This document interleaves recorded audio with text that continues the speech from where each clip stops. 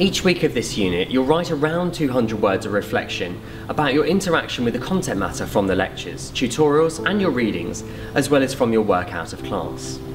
What I'm keen to see is that you've engaged with the week's topics and content, in whatever way you like, with some boundaries. In your assessment rubric, I've given you 3 guide questions to ask yourself when writing your reflections. While there are no right or wrong answers, no correct or incorrect responses, there are a number of things to avoid. Please don't share your opinions about me, your fellow students, or your feelings about the colours I choose in my PowerPoint presentations.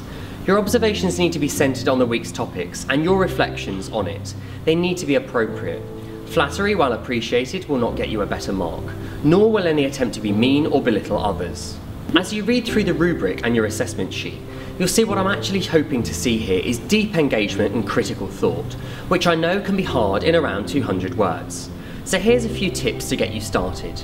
Number 1, as you do your readings and you sit in the lecture, make notes to yourself about the things that take your interest, things that confuse you, or things that make you have any reactions at all.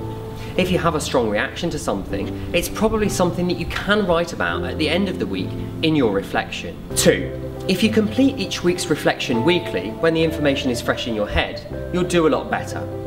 You need to submit a reflection for the relevant weeks, so it's really much easier to do them as you go.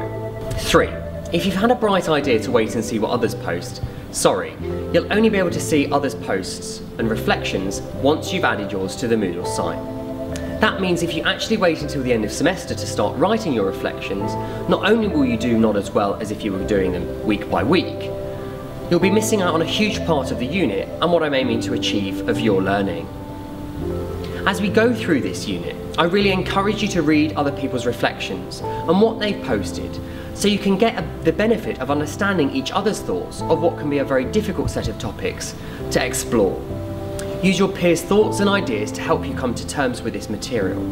The weekly reflective journal is an excellent way of concretising your thoughts, thinking about what you've learned and identifying what you need to learn for the future.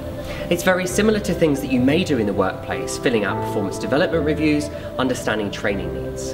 And by reflecting on what you've done within this unit, what you've learned and where you're going, this can really help solidify your knowledge and understand those gaps to help your learning within the future.